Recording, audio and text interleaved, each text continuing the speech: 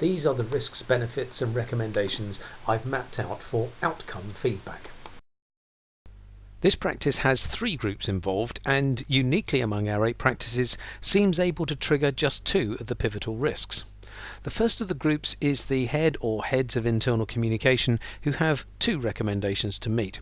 Firstly, they should be providing adequate channels and templates to support employees in providing valid feedback, because if they don't, employees may not provide timely, complete, relevant feedback to communicators, and if they don't do that, there's a risk that communicators won't know what, if any, additional resources the audience may want or need that they don't currently have in order to deliver the very things the communicator's asking for. This can give rise to all manner of issues, depending on the resource or resources the employees are missing out on. If, for example, they don't have the necessary skills, there's certainly a chance they may end up making mistakes. If they don't have enough desire to do what's being asked of them, it's at least possible they may deliver a lower quality service.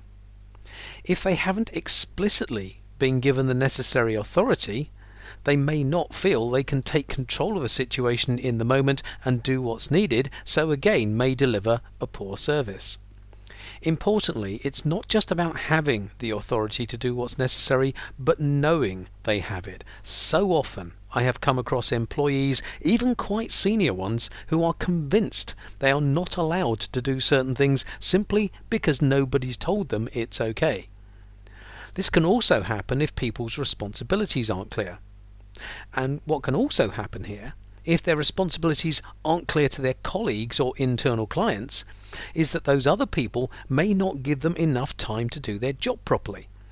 I think as IC specialists we've all been there more times than we care to remember. If their equipment isn't good enough, whether that's someone in a call centre whose computer is running way too slow, or someone in a parks and gardens department whose lawnmower blades are blunt, they may again be unable to deliver as good a service as they otherwise might. And if their equipment slows them down, they won't be able to get as much done, and so may again not have enough time to do their work. If they don't have enough budget, they may be unable to buy in extra pairs of hands if they need them to get through the work on time, or to invest in fit-for-purpose equipment, or perhaps tuition for their people to up their skills. And one final resource employees may be lacking is simple information. The second recommendation for this group is that they set up appropriate service level agreements for responding to outcome feedback. Otherwise, the process could just drift indefinitely, which could leave employees feeling they're not being listened to, giving up on the process, and potentially becoming disengaged. And of course, during those delays, the communicators wouldn't be addressing the outstanding issues, so the risks would just keep on running. The second group we need to look at are, perhaps obviously enough, the communicators themselves, and there are 4 recommendations for them to meet.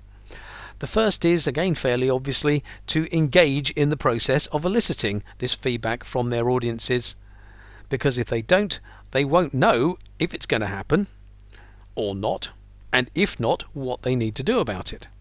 They won't also know if they can now leave the audience to just get on with it, which means they could waste people's time with more communications and leave them with less time to do the very work they've asked them to do.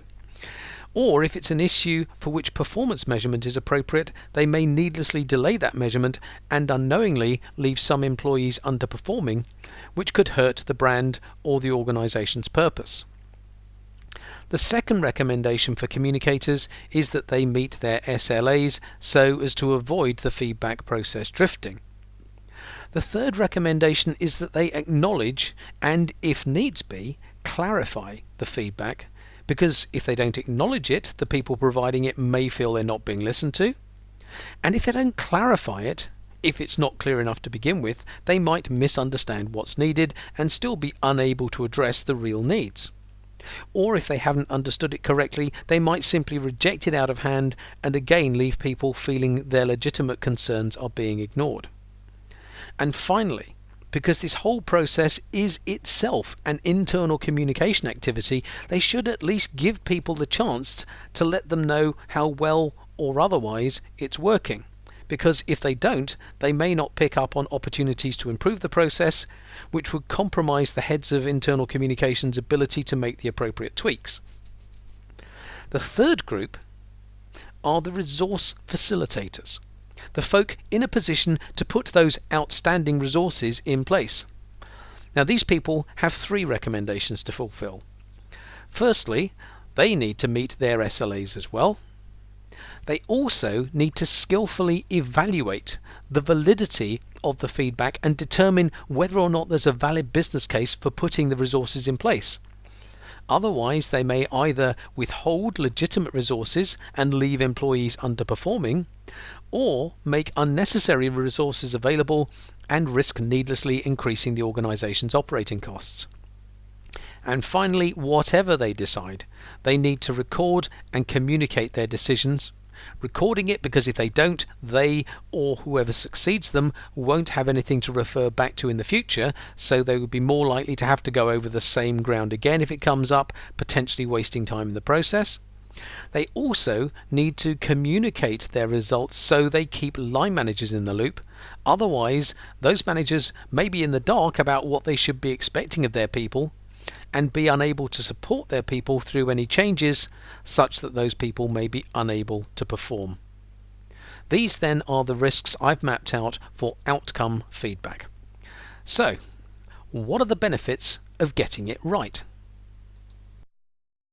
Starting with the heads of IC, if they are making available adequate channels and templates to support employees in providing valid feedback, those employees would be more able to do just that.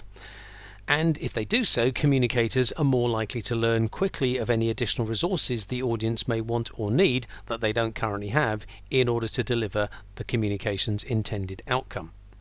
So, if they can help enable these people to make up for any shortfalls in their skills, there's an increased likelihood of them getting things right. If they can help underpin their audience's desire, those people are likely to deliver a better quality service. If they're clear about their authority, they're more likely to feel they can take appropriate control of situations in the moment and again deliver a better service. This can also help when people's responsibilities are clear, and when their colleagues and internal clients are clear about those responsibilities too, there's an increased chance of those people being given enough time to do their jobs properly. If the equipment they're working with is good enough, they should also be better placed to deliver as good a service as possible and work more efficiently, and so again be more likely to have enough time to do their work.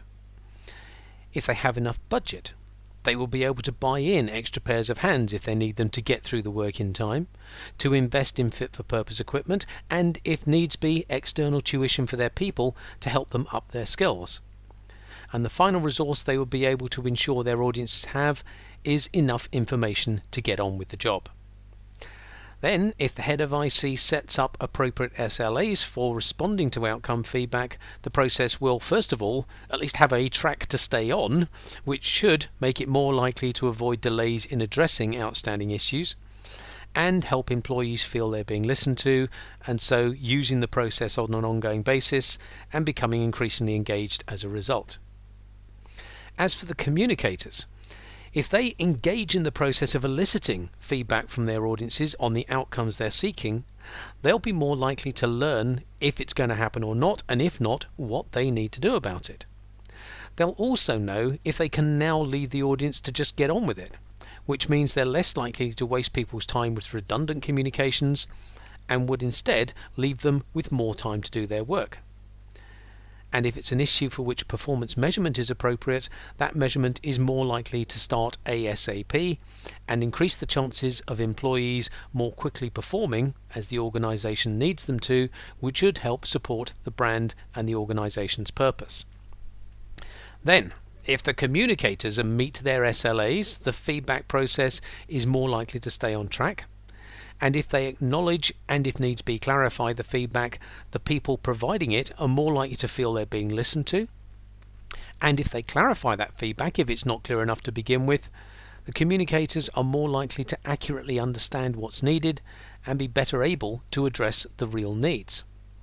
Finally, if they give people the opportunity to tell them how well or otherwise the feedback process is working, they'll be more likely to identify opportunities to improve the process, which can only support the head of IC's ability to make the appropriate tweaks.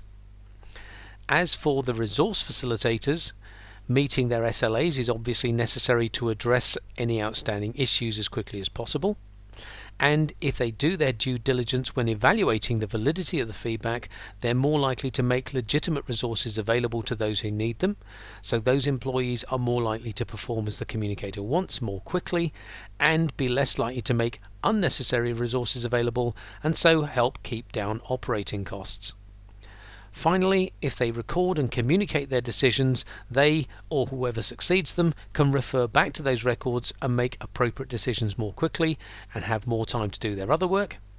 And if they keep line managers in the loop, those managers are more likely to have their fingers on the pulse and so be better able to support their people through any changes, so those people will be more likely to perform as the communicator intended. So, how do these recommendations fit within the code of practice? Apart from the responsibility and authority recommendation, there are 9 others in the outcome feedback section. The head or heads of IC need to provide adequate channels and templates that can enable employees to provide this feedback, and this is covered by recommendations 4 and 6. They also need to establish appropriate service level agreements, and everybody involved must meet their SLAs in accordance with recommendation 3. All communicators should be seeking out this feedback, and we cover this in recommendations 2 and 5.